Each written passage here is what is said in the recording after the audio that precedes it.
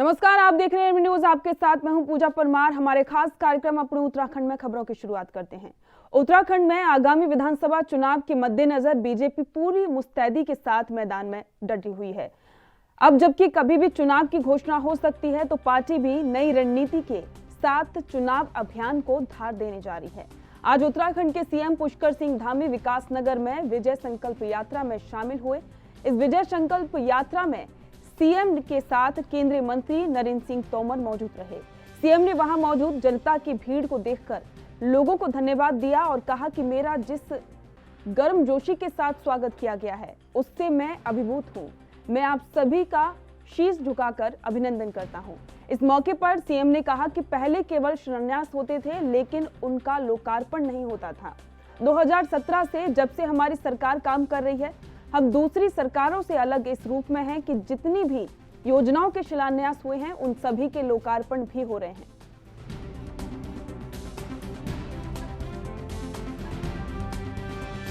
जैसे आज यहाँ पर कुल 260 करोड़ की योजनाओं का यहाँ पर भी लोकार्पण और शिलान्यास हुआ है। मैं इसके लिए आपके विधायक, जिनको आपने लगातार सेवा का अवसर दिया है, इनको भी बधाई देना चाहता हूं।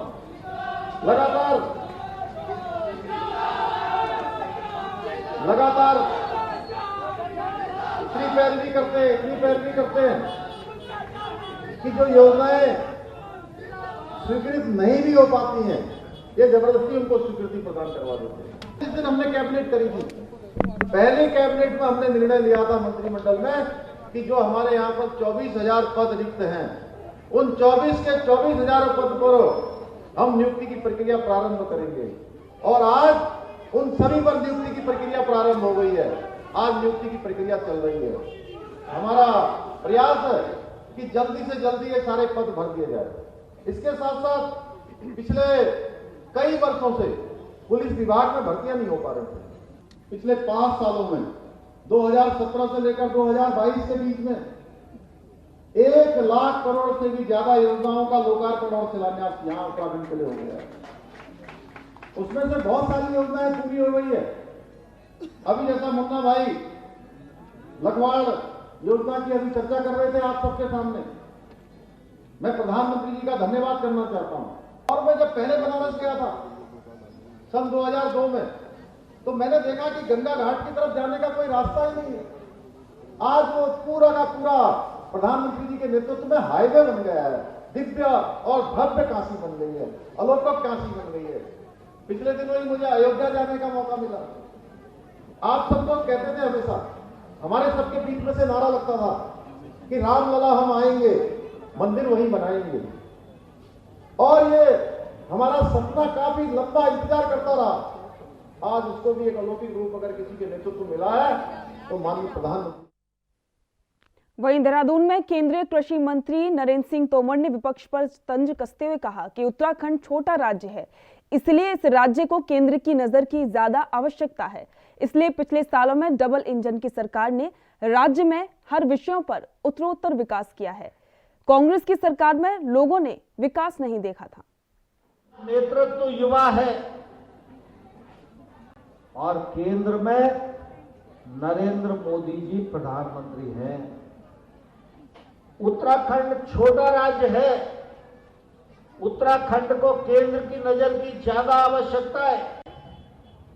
और इसलिए पिछले वर्षों में आपने देखा होगा, इस उत्तराखंड में चाहे वो सड़क से संबंधित विषय हो, चाहे पेयजल योजना से संबंधित विषय हो, चाहे पावर प्लांट से संबंधित विषय हो, चाहे चारों धामों के विकास के लिए सड़क का मामला हो, चाहे विद्युत प्रदाय का विषय हो, और चाहे गांव गरीब किसान की आमदनी में बढ़ोतरी का मामला हो, ये डबल इंजन की सरकार उत्तराखंड का उत्तरोत्तर विकास करती रही है।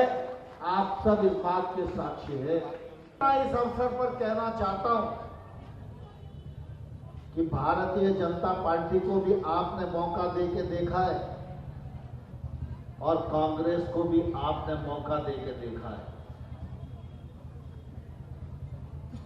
कांग्रेस को भी परख चुके हो आप, भाजपा को भी परख चुके हो। अगर कांग्रेस की सरकार रही है तो उत्तराखंड के लोगों ने विकास नहीं देखा, और अगर भारतीय जनता पार्टी की सरकार रही है तो उत्तराखंड के लोगों ने विकास अपनी आंखों से देखा है। और कांग्रेस और भारतीय जनता पार्टी में अंतर भी जमीन और आसमान का है। भारतीय जनता पार्टी के मुख्यमंत्री पुष्कर सिंह युवा है, उत्तराखंड का ही भविष्य नहीं, वो देश की भारतीय जनता पार्टी का भविष्य भी है। वो नौजवान है, अगले 10 वर्षों में उत्तराखंड को श्रेष्ठ राज्य के रूप में स्थापित करना चाहते हैं। और दूसरी तरफ कांग्रेस, आपके यहाँ जो जैसे बिजली का बल्ब बार बार जलता बुझता, उसको क्या कहते हैं?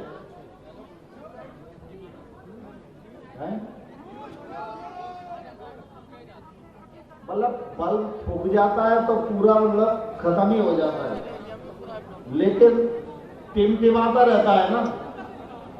तो जैसे टिमटिमाता हुआ बल्ब होता है, वैसी हालत कांग्रेस पार्टी की है। विकासनगर को सौगात देने के बाद सीएम पुष्कर सिंह धामी ने झबरेड़ा विधानसभा में विभिन्न विकास योजनाओं का लोकार्पण और शिलान्यास किया। झबरेड़ा में कृषि विभाग की ओर से आयोजित रबी कृषक महोत्सव के संबोधन में सीएम धामी ने कहा कि पिछले 5 साल में उत्तराखंड में 1 लाख करोड़ रुपए से ज्यादा की योजनाओं को स्वीकृति प्रदान की गई है। ये तभी संभव हुआ जब केंद्र में भी सरकार बीजेपी की है और राज्य में भी सरकार बीजेपी की है। हमने केवल घोषणा ही नहीं करी भाइयों बहनों, कुछ प्रतिपक्षी लोग हमारे ऊपर सवाल भी उठा रहे थे, मैं उनका नाम नहीं लेना चाहता हूं, जब वो सरकार में रहे हैं, क्योंकि उन्होंने तब कोई काम किया नहीं, केवल घोषणाएं करते रहे, बड़ी बड़ी घोषणाएं करते रहे। उनको लगा कि जैसे मैं घोषणा करता हूं वैसे ही शायद पुष्कर सिंह धामी भी घोषणा कर रहा होगा। भाइयों बहनों, हमने घोषणा करी और घोषणा ही नहीं करी, उसका शासनादेश भी निकाल दिया, सभी जगह पर उसकी धनराशि भी जारी कर दी है। हम नई खेल नीति लेकर आए हैं, और नई खेल नीति हम ऐसी नीति लेकर आए हैं। मैं ये बातें आप सबके सामने इसलिए साझा कर रहा हूं कि आप सबकी जानकारी में होना चाहिए। कोई भी जनप्रतिनिधि आपके सामने आता है तो उसको अपना रिपोर्ट कार्ड देना चाहिए, और मैं आपको अपना ये रिपोर्ट कार्ड दे रहा हूं जो मेरी पार्टी ने, पार्टी के हाईकमान ने, प्रधानमंत्री जी ने जो मुझे 5 महीने का ये समय दिया। इस 5 महीने के समय में आपके इस मुख्य सेवक ने पूरे प्रदेश के लिए कौन सा काम किया है, किन योजनाओं को बढ़ाया है, कितना परिश्रम किया है, कितना प्रयास किया है, यह हमारे सभी माताओं बहनों के बीच में आना चाहिए। क्योंकि आज जब से देश के अंदर नरेंद्र मोदी जी का शासन आया है, पूरे हिंदुस्तान के अंदर आज वर्क कल्चर बदल गया है कि हम सभी के विचार लेकर कि हमारा उत्तराखंड आने वाले समय में, जब हम 2025 में इस राज्य का स्थापना दिवस मना रहे होंगे, इस राज्य की रजत जयंती वर्ष को मना रहे होंगे, जब ये 25 साल का उत्तराखंड हो जाएगा, तब ये उत्तराखंड हमारा हिंदुस्तान का हर क्षेत्र में श्रेष्ठ राज्य बने, उसके लिए हम काम कर रहे हैं। उसके लिए हमने सारे विभागों को 10 साल का रोड मैप बनाने का हमने वो एक आदेश दिया है। उन सभी से 10 साल की योजनाओं को मांगा है कि 10 साल के अंदर आने वाले समय में उनका विभाग श्रेष्ठ विभाग कैसे बनेगा, कैसे वो अच्छा काम करेगा, कैसे वो उत्तराखंड को दिशा देने का काम करेगा, उत्तराखंड के लिए लाभकारी होगा, हमारे आने वाली पीढ़ियों के लिए लाभकारी होगा। उत्तराखंड का विधानसभा चुनाव दिलचस्प होता जा रहा है। एक तरफ जहां बीजेपी सत्ता में बने रहने का प्रयास कर रही है, तो वहीं दूसरी तरफ कांग्रेस सत्ता में वापसी का प्रयास कर रही है। वहीं आम आदमी पार्टी भी उत्तराखंड में सियासी जमीन तलाशने का प्रयास कर रही है। कांग्रेस ने प्रेस कॉन्फ्रेंस कर एक बार फिर से बीजेपी को महंगाई के मुद्दे पर घेरने का काम किया है। बल्कि जितनी हमारा जितना अधिकार था हमने उसका आधा कर दिया था, और इन्होंने अपने अधिकार को करीब करीब कंज्यूम कर लिया है और उसके अलावा कुछ हिडन कर्जा भी इन्होंने लिया है जो लोगों की नज़र में नहीं आ पा रहा है। मगर कांग्रेस ने उसके बावजूद भी राजस्व कलेक्शन को बढ़ाया और हम देश के अंदर 2017 में दूसरे नंबर पर थे टैक्स राजस्व वृद्धि दर। हमारी 19.5% की राजस्व वृद्धि दर थी और गवर्नमेंट आएगी तो कैसे राजस्व के संसाधनों को बढ़ाया जाए, कैसे हम उसमें वृद्धि ला सकते हैं, उस पर हम काम करेंगे। इसलिए आप इस चिंता में न रहें कि कांग्रेस इतनी सब्सिडी देगी तो दे पाएगी नहीं दे पाएगी। हम उसी लिमिट के अंदर सब्सिडीज की बात कर रहे हैं, चाहे बिजली का हो, पानी का हो या कुकिंग गैस पर हो, जहां हमारे संसाधन हमको अलाउ करेंगे। ठीक है, भाजपा हराओ महंगाई, इस नारे को लिख करके हमारे सब कार्यकर्ता चाहे बैच बना करके लगाएंगे, हाथ पर बैंड बना करके, चाहे यहाँ पर हम बैच लगा करके करेंगे। और इसी में जब तक आचार संहिता नहीं लगती है, बहुत सारे सवाल हैं, गरीबों के सवाल हैं, किसानों के हैं, मजदूरों के हैं, बेरोजगार नौजवानों के हैं, दलितों के सवाल है, उत्तराखंडियत का सवाल है। इन सब पर हम प्रतिदिन जो है भाजपा हराओ उत्तराखंडियत बचाओ या इस तरीके के नारे के लिए हर दिन स्पेसिफाइड करेंगे कि दिन कांग्रेस का कार्यकर्ता किस नारे को जो है का बैच पहनेगा और बाहर जाएगा। तो सब लोग तक हमारे कार्यकर्ता साथी इसको फॉलो करेंगे, सारे राज्य भर में। माननीय रावत जी ने बताया जो मैं कहना चाह रहा था, मुझे लगता है इस सवाल का समग्र उत्तर हमने दे दिया। हमारी प्रायोरिटीज़ आम लोगों के जीवन को सरल बनाने की है, महंगाई को कम करने की है। और सवाल जो मैंने आपसे काउंटर पूछा कि हमें भी जनता ने सेवा करने का बरसों बरस मौका दिया, पर क्या हमने महंगाई को बढ़ने दिया? हमने क्या पेट्रोल डीजल रसोई गैस के दामों को बढ़ने दिया? क्या हमने जीएसटी लगाई? ये तो पहली सरकार है, आपको जान के आश्चर्य होगा, जिसने कृषि पर टैक्स लगाया है। जी, कृषि के जो पेस्टिसाइड्स है, कृषि संयंत्र है, ट्रैक्टर है, उसको जीएसटी के दायरे में लाने का काम मौजूदा केंद्र सरकार ने किया है। आज तक हिंदुस्तान में किसी सरकार ने एग्रीकल्चर और एग्रीकल्चरल एक्टिविटीज पर टैक्स नहीं लगाया। हमारी प्रायोरिटी किसानों के लोन को राइट ऑफ करने की है, आम लोगों की लोन्स को राइट ऑफ करने की है। और जैसा हमने कहा, निश्चित रूप से हम विचार विमर्श कर रहे हैं, उत्तराखंड के सारे इश्यूज का प्रपोजल का एनालिसिस कर रहे हैं, एक्सपर्ट्स की राय ले रहे हैं, नॉट ओनली देश के विदेशी एक्सपर्ट से भी सलाह मशवरा कर रहे हैं, क्योंकि हम जो बोलते हैं वो करते हैं। ऐसा नहीं यहाँ कुछ भी बोल दिया और फिर दूसरा राज्य पकड़ो। कई लोग घूम रहे हैं यहाँ पर, उनकी वैसी आदतें नहीं है। पूरा एनालिसिस करके और चुनाव पूर्ण हमारे मैनिफेस्टो में, हमारे बातों में हम उसके पूरा। भाजपा की विजय संकल्प यात्रा उधम सिंह नगर के जसपुर विधानसभा पहुंचने पर जोरदार स्वागत किया गया। शगुन मंडप पहुंचकर केंद्रीय रक्षा राज्य मंत्री अजय भट्ट ने एक जनसभा को संबोधित किया और भाजपा की उपलब्धियां भी बताईं। अजय भट्ट ने बताया कि इस संकल्प यात्रा के माध्यम से जनता के लिए संदेश है कि जो भारतीय जनता पार्टी कार्य कर रही है उसका सही मूल्यांकन हो और जो गलत जानकारी दे रहे हैं उसकी सही तस्वीर जनता के सामने आए। उन्होंने कहा कि इस बार जनता ने मन बना लिया है कि 2022 में प्रदेश में बीजेपी की सरकार दोबारा से बनने जा रही है।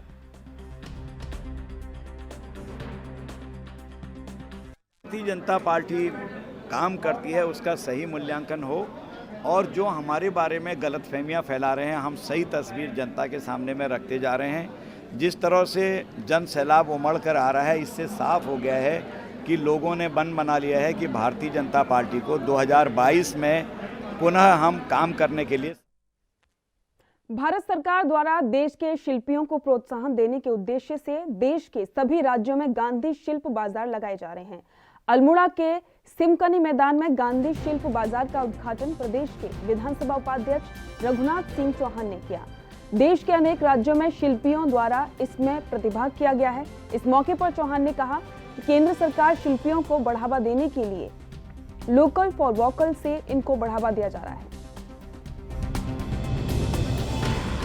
बाजार आज यहाँ पर लगा है अल्मोड़ा के अंदर। इसमें राज्य के, देश के विभिन्न राज्यों से हमारे हस्तशिल्पी यहाँ पर आए और चूँकि अल्मोड़ा एक बहुत छोटा नगर है, लेकिन हमारे जो सहायक निदेशिका हैं यहाँ पर हैं हस्तशिल्प की, उनका प्रयास रहा है कि देश के विभिन्न जो हमारे राज्य हैं उन राज्यों में क्या क्या उत्पादन होता है, क्या क्या प्रोडक्शन होता है, उनको कम से कम यहाँ भी हम दिखाएं और हमारे आने वाली जो पीढ़ी होगी, जो हमारे लोग हैं यहाँ पर हस्तशिल्पी यहाँ भी हैं, उनसे उससे कुछ प्रेरणा लें और सीखें और उसको भी आगे प्रमोट करें। तो इसके लिए मुझे जानकारी मिली है कि जितने भी हस्तशिल्पी यहाँ पर आए, अपने हस्तशिल्प के उत्पादों को यहाँ पर लाए, उन प्रत्येक हस्तशिल्पी को हमारी सरकार जो है, हमारा जो विभाग है, 300 रुपया प्रति व्यक्ति 300 रुपया उनको दिया जा रहा है। और ये दुकानें उनको फ्री दी जा रही हैं, स्टॉल हम खुद हमने लगाए हैं। और इसके साथ विधानसभा चुनाव नजदीक आने के बाद सक्रिय हुए कांग्रेस संगठन के महामंत्री विजय सारस्वत लगातार बीजेपी सरकार पर हमलावर नजर आ रहे हैं। किसी न किसी मुद्दे पर प्रेस वार्ता कर सरकार को घेरने की कोशिश की जा रही है। रविवार को भी संगठन महामंत्री विजय सारस्वत ने प्रेस वार्ता की, जिसमें उन्होंने नए साल के मौके पर पर्यटकों को राजधानी देहरादून और मसूरी में आने से रोकने का मुद्दा बनाया। उन्होंने कहा कि पर्यटकों के भरोसे ही उत्तराखंड के लाखों लोगों की आजीविका चलती है। ये जानकारी होने के बावजूद भी पर्यटकों को वैध कागज होने के बाद भी रोका जाना राज्य के रोजगार के लिए साथ खिलवाड़ है। सरकार अपनी नाकामी को छुपाने के लिए इस प्रकार के हथकंडे अपना रही है। विजय सारस्वत ने बताया कि पर्यटकों की संख्या बढ़ रही है तो सरकार को सुविधाएं बढ़ानी चाहिए, न कि सीमित संसाधनों के भरोसे पर्यटकों को उत्तराखंड में आमंत्रित कर उन्हें बेरंग लौटना चाहिए। इस प्रकार के व्यवहार से राज्य का नाम भी देश में धूमिल हो रहा है।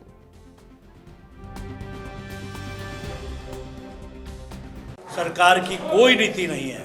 जहाँ कोविड का सेंटर है वहाँ महिला को सांप काट रहा है, एक महिला प्रसव कर रही है, इन्हें कोई चिंता ही नहीं है। दिल्ली से बस आई, उत्तरकाशी भेज दी। आज वही हाल है कि मसूरी से हमारे कांग्रेस जनों का टेलीफोन आया कि 9 बजे के बाद पुलिस ने वो बैरिकेडिंग लगा दी। जिन लोगों ने दिल्ली के साथियों के बाहर से आए हैं पर्यटन के लिए, उनके वैलिड उनके पास होटल के चिट्ठी है, उनके पास अलॉटमेंट की। आप कह रहे हैं नहीं, आप अंदर नहीं जा सकते। तो इस तरह का कानून प्रदेश में चलाना, आप समझ लीजिए सरकार जुमलेबाजी के अलावा डबल इंजन, ट्रिपल इंजन, 4, अरे इंजन में तेल डालोगे जब तो चलेगा इंजन, वो तो धुआं दे रहा है, इंजन खड़ा खड़ा चल ही नहीं रहा है। अब ये गुमराह करने की बात है। तो मसूरी के जो पर्यटक लौटे हैं उससे देवभूमि की बहुत अप्रतिष्ठा हुई है, छवि धूमिल हुई है। मैं सरकार देहरादून में आम आदमी पार्टी के मुखिया और दिल्ली के मुख्यमंत्री अरविंद केजरीवाल की 3 जनवरी को होने वाली रैली को लेकर तैयारियां तेज कर दी गई हैं। हल्द्वानी से भी आम आदमी पार्टी कार्यकर्ता भारी संख्या में देहरादून के लिए रवाना हो रहे हैं। तो वहीं आम आदमी पार्टी के प्रदेश प्रवक्ता और विधानसभा प्रभारी समित टिक्कू ने कहा है कि मुख्यमंत्री अरविंद केजरीवाल के दौरे को लेकर आम आदमी पार्टी के कार्यकर्ताओं में भारी उत्साह है और प्रदेश में इस बार आम आदमी पार्टी तीसरे विकल्प के तौर पर नहीं बल्कि जनता के लिए संकल्प बनकर चुनाव में उतर रही है।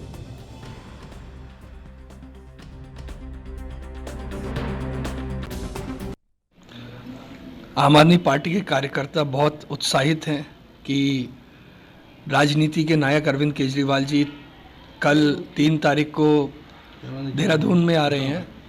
तो यहाँ से हल्द्वानी से हम लगभग 500 लोग जा रहे हैं और कार्यकर्ता बाकी जगह से भी, हर विधानसभा से भी आ रहे हैं। और कल केजरीवाल जी का कार्यक्रम एक बेहद सफल जी, हम बहुत अच्छा माहौल देख रहे हैं। जनता का अपार समर्थन मिल रहा है, हाथों हाथ ले रही है।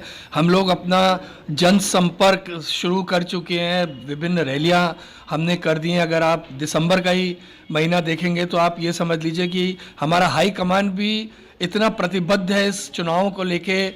4 दिसंबर को पहले हमारे खाद्य मंत्री इमरान हुसैन जी आए, 16 तारीख को मनीष सिसोदिया जी यहाँ पर आए और 24 तारीख को आतिशी जी यहाँ पे आई हैं। तो इस तरह से जिस तरह हमारे इन सब नेताओं के दौरे लग रहे हैं और जिस तरह से हमें जन समर्थन, अपार जन समर्थन मिल रहा है, तो ऐसा प्रतीत होता है कि आम आदमी पार्टी विकल्प नहीं, एक संकल्प के रूप में आ रही है और आने वाले समय में भारतीय जनता पार्टी और कांग्रेस के लिए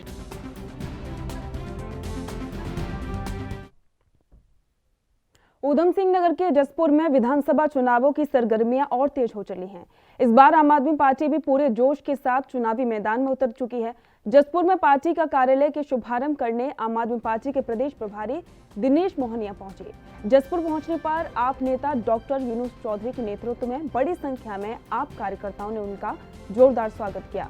इस दौरान आप प्रदेश प्रभारी दिनेश मोहनिया ने आगामी विधानसभा चुनाव में कार्यकर्ताओं से जी जान से जुट जाने का आह्वान किया। उन्होंने भाजपा कांग्रेस पर जनता को छलने का भी आरोप लगाया और कहा कि क्षेत्रीय दल भी जनता के विश्वास पर खरे नहीं उतर पाए।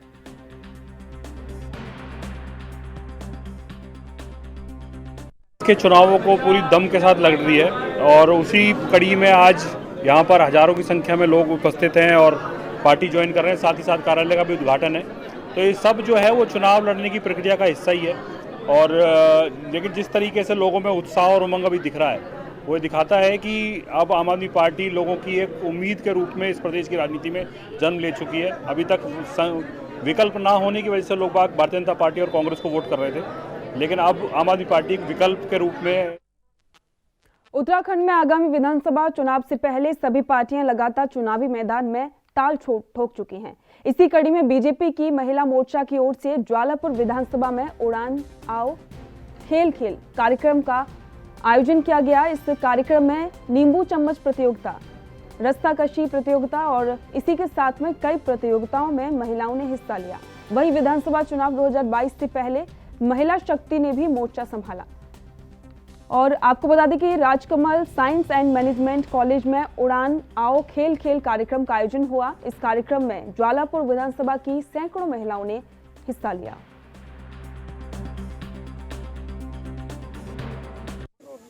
उड़ान आओ खेलें खेल महिला सशक्तिकरण को मजबूत करने की दृष्टि से, बहनों को आगे लाने की दृष्टि से आज अनेकों प्रकार के कार्यक्रम करके हम इस मंच के माध्यम से एक संदेश देने का काम कर रहे हैं। ये गढ़वाल से डोली आई है, ये भी एक नया संदेश है।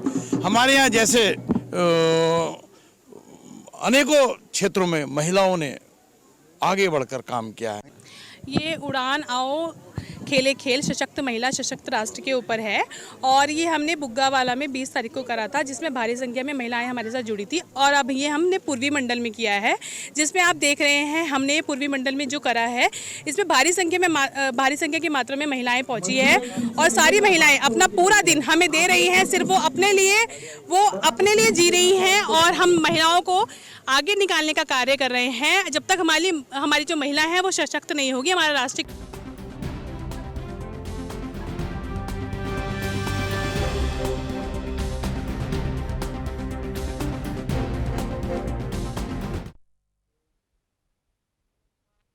उत्तराखंड में पिछले एक सप्ताह में मिले कुल कोरोना पॉजिटिव में 50% मरीज केवल देहरादून से मिले हैं।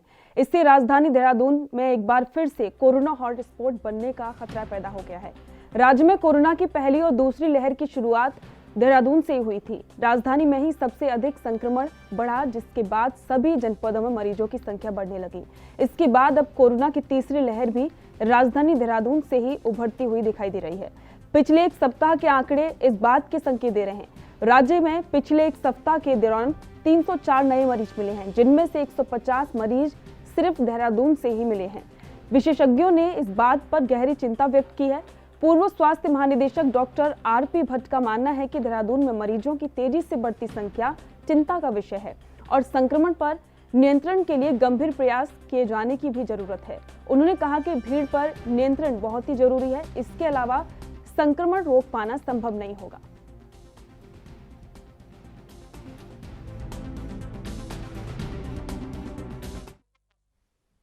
खबर मसूरी से है, जहां ओमिक्रॉन के बढ़ते खतरे को देखते हुए 15 से 18 साल तक के बच्चों के टीकाकरण को लेकर उप जिलाधिकारी के कार्यालय में स्वास्थ्य विभाग और शिक्षा विभाग के साथ बैठक का आयोजन किया गया, जिसमें उप जिलाधिकारी नरेश दुर्गापाल ने अधिकारियों से वार्ता कर 3 जनवरी से टीकाकरण करने को लेकर अधिकारियों को दिशा निर्देश दिए और साथ ही RT-PCR टेस्ट की गति बढ़ाने के अलावा होटलों में कार्यरत कर्मचारियों की जांच की भी बात कही। बता दें कि नववर्ष के अवसर पर भारी संख्या में पर्यटकों ने मसूरी की ओर रुख किया था, जिसको लेकर प्रशासन ने होटलों के कर्मचारियों के साथ ही स्टाफ की भी जांच करवाने के निर्देश दिए। आज मसूरी में जो मैंने लोगों को बुलाया है, इसमें मेरे 2 पॉइंट्स हैं। पहला है जो गवर्नमेंट की तरफ से 15 साल से 18 साल के स्कूल के जो बच्चे हैं उनका वैक्सीनेशन होना है। तो उसका शिक्षा विभाग और हमारा जो स्वास्थ्य विभाग है उसकी एक टीम बना के स्कूल वाइज हमने प्लान तैयार किया। 3 जनवरी से हम स्टार्ट कर रहे हैं, हर स्कूल में जाके टीम पूरी बच्चों को लगाएगी। सेकंड है कि जो RT-PCR की जो सैंपलिंग है, रैंडम सैंपलिंग, उसकी थोड़ा नंबर्स मसूदी में बढ़ाया जाना है। उसके लिए मैंने आज सभी होटल्स एसोसिएशन को बुलाया है कि चूँकि पर्यटक भी रह के वापस जा रहे हैं यहाँ से, तो थोड़ा सा वल्नरेबिलिटी रहती है शहर के अंदर, तो हम रैंडमली सैंपलिंग RT-PCR उन होटल्स में उन स्टाफ की जरूर कराएं, ताकि कुछ ऐसा होगा तो समय रहते हमें पता लग पाएगा।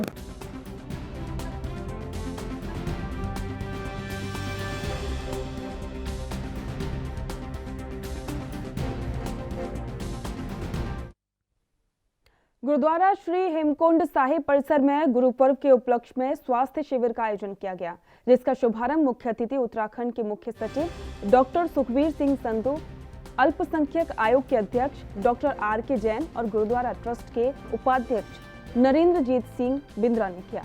शिविर में कई बीमारियों के स्पेशलिस्ट डॉक्टरों ने मरीजों के स्वास्थ्य का परीक्षण किया। इस दौरान बीमारी से संबंधित ब्लड टेस्ट और अल्ट्रासाउंड निःशुल्क किए गए। वहीं दवाइयां भी मरीजों को निःशुल्क ही उपलब्ध करवाई गई। मौके पर एम्स ब्लड बैंक की टीम ने रक्तदान शिविर भी लगाया, जिसमें 60 लोगों ने रक्तदान किया।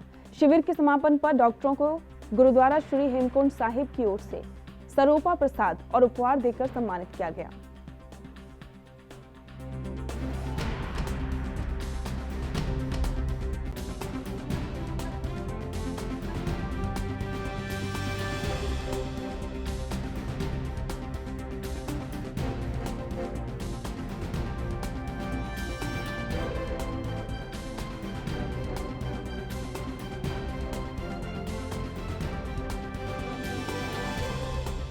यहाँ गुरुद्वारे में हर वर्ष जो कैंप लगता है यहाँ पर रक्तदान शिविर, और इस वर्ष भी इन्होंने आयोजन किया है गुरु गोविंद सिंह जी की जयंती के उपलक्ष्य में। हालांकि वो 9 जनवरी को है। इन्होंने पहले मेडिकल कैंप के साथ साथ रक्तदान शिविर भी लगवाया है, और प्रत्येक वर्ष की भांति इस वर्ष भी 40-50 यूनिट लगभग एकत्रित होने की संभावना है।